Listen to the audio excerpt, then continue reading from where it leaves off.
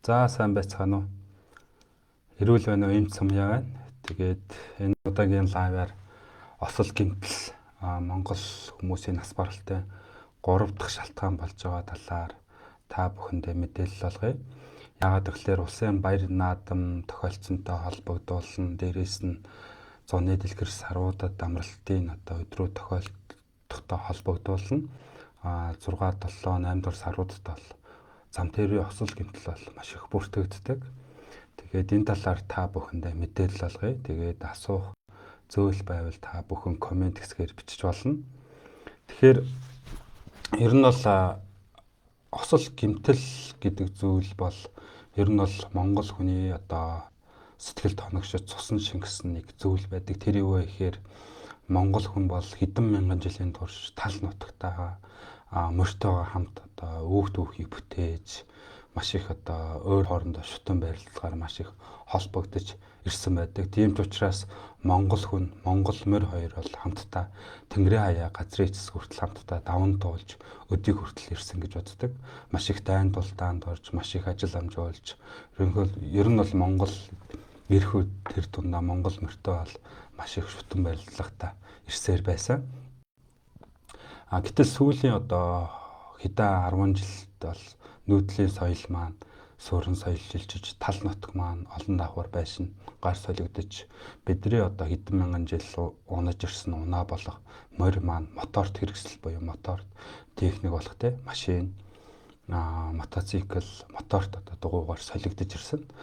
Энэ зүйл маань бас нэг өмнөх сэтгэлд шингээ цуснд хоногссон зүйл бол бид нар тал нутагтайгаа морьтойгоо хамт Хямраа сэргээ Жавхаалаг их хурдлуулж давхигддаг байсан.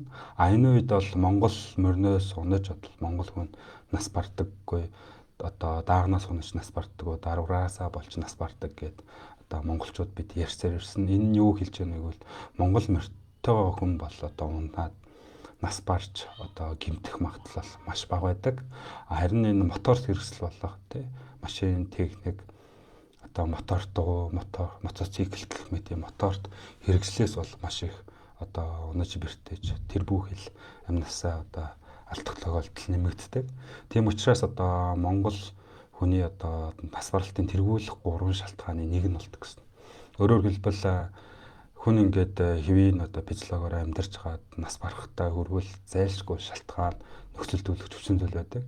Тийм учраас шалтгаанд хүчин зүйл нөлөөлөд нөхцөлдүүлэгч хүчин зүйл байвал тэр маань хүний эдийн эмгэгшүүлж болмоор амь настанд амьдралын чухал эрхтний үйл ажиллагаа явуулах чухал төвүүдийг ямар нэг эмгэгшүүлвэл хүн нас барах магадлал буюу эрсдэлтэй байдаг гэсэн үг. Тийм учраас нас барах эрсдэлт бол нэгдүгээр шалтгаан нь бол зүрх судасны эмгэг эзэлдэг. Өөрөөр хэлбэл зүрхний шимээ, шигдээс, тэрхэн цус аргуу хэмээг артерийн даралт хэсэг, зүрхний дутагдал гэх. Хоёр дахь шалтгаан нэг нь бол та бүхэн мэднэ хорт хавдар байдаг. Өөрөөр хэлбэл хэлхийний хорт хавдар, хотоод улаан хорт хавдрын нөлөөгөөр бол монголчуудын нас баралт хоёр дахь шалтгаан болдог. Гурав дахь шалтгаан нь бол бусад улсуудаас онцлогтой зүйл бол ерөөсөө осол гэмтэл болж орж ирдэг гэсэн. Өөрөөр хэлбэл бид нар бие организм эрүүл өдийг хүртэл амьдарч байгаа төрхөн зуурын хариуцлага алдах юм эрсдэлтэй хүчин зүйлээс болж эдис эмгэгшхийн зэрэгтэй бүр амнасан аюултай нөхцөл байдал үүсдэг. Тийм учраас осол гэмтэл бол монголчуудын нас баралтын 3 дахь шалтгаан болж ирсэн. Тийм учраас энэ осол гэмтэл ялангуяа зам тээврийн осол гэмтэл тэр дундаа зуны 6, 7, 8 дугаар саруудад ялангуяа энэ 7 дугаар саруудад болох хөд агадаа явах амралтаараа янз бүрийн цогтөр болгондоо хэрэглэх техниктэй зөв бус харьцах замын хөдөлгөөний дүрмийг баримтлахгүй аюулгүй байдал хангаагүйс болж эрдэнэ хүний амнаас эрсдэх магадлал их өндөр байдаг. Тийм учраас Монгол хүн маань хэдэн мянган жилийн турш тал нутагтайгаа ингээд морьтойгоо морин унаа давхиад ингээд салхийг сүрж явах ч юм уу эсвэл ингээд тэр хэсэг маань их танил байдаг. Тийм учраас ялангуяа мотоцикл юм уу мотор дугуй юм уу аль эсвэл машинтайгаа бол ингээд хурд хэтрүүлэх магадлал бусад хүмүүсийг бодуулж байгаа нь илүүтэй байж болох юм. Гэхдээ энэ яг батлагдаагүй учраас бас яг тийм бас гэж хэлж болохгүй. Гол логик нь яг юу гэж хэлэх гээд байна гэхээр монгол хүн бол хэдэн мянган жилийн турш монгол морьтойгоо хамт тал нутгаар бол салхи скрүүлэн давхиж тэр зүйл маань одоо сэтгэл тооногчод цусан шингээж шүтэн барилдахтай болсон байдаг. Тэр зүйлээ өгөөлөх юм уу аль эсвэл хурдлахаар өөрт нь илүү каптай юм уу те их гой санагддагаас болоод магадгүй хурд гэтрүүлэх магадaltaй байж болох юм. Өөрөөр хэлбэл мотоцикл мотортойгоо юм уу машинтайгаа бид нар ингээд хурдлах тусам одоо ихлүү их юм кап юм уу те илүү сэтгэлд одоо шингэсэн цусан юм хоногсон зүйл маань сэргэх байдалтайгаар хурд гэтрүүлт юм болов уу гэж нэгдүгürt боддог. Хоёрдугаарт нь бол бид нар ингээд тал нутагтаа ингээд нүүдэлтийн соёлоор амьдарсан учраас ямар нэг дүрмэнд баримтлагддаггүй өөрийнхөө дураараа болдог тал нутгаа хаашаач хараад одоо амиртайгаа давхицдаг учраас дүрмээрээ гэдэг одоо замын хөдөлгөөний аюулгүй дүрм баримтлах магтал жоохон хойрог байдаг. Энэ нь магадгүй зам тээврийн осол гэмтлээ нэмэгдүүлэх бас эрсдэл хүчин зүйл болохыг бас үүсэхгүй. Гуравдугаарт нь бол бидний одоо хинэггүй зониолох те согтууруулах ундааг одоо зам тээврийн хэрэгсэл гэж жолоотож авахтаа одоо ууснаас болоод өөрөөр хэлбэл осол гарах магтал хэдийнх нэмэгддэг. Согтууруулах ундаа яагаад ингээд осол гэмтлийг нэмэгдүүлдэг вэ гэхээр энэ маань одоо арх буюу алкогол буюу одоо этилен спирт байдаг. Энэ зүйл маань одоо цуснд орохоороо тархины эдисийн ингээд одоо хэвийн процессын солилцоо болох хэвийн тэр сэрэл дамжуулалт болох хэвийн ингээд типозны хүчин зүйлийг тодорхой хэмжээгээр алдагдуулснаас болоод бидний нэм орон зай тий цаг хугацаа тодорхой юм баримжаа бол алдагддаг гэсэн. Жишээлбэл бид нар мэдэн шүү дээ арх уусны дараа ингээд хил дултчихдаг гар хөл энтийн тусдаг. Энэ маань ингээд орон зай баримжаа алдагдсантай холбоотой одоо ийм зүйл үүсдэг. Яг үүнтэй адилхан одоо цогтруулах ундаа хэрэгжилж байгаад одоо тээврийн хэрэгсэлж олоод бол ийм орон зайн цаг хугацаа баримжаа алдагддаг. Магадгүй ингээ өөрийгөө мэдж байгаа боловч өөрийн мэдлгүй хөл гар маань яг энэ ухамсар тухайн захирагдахгүй энтэй тусдаг гэсэн. Жишээлбэл бид нар ингээд архиучаа явахаар ингээ гайвж одоо ингэж ийш тийш болдог те.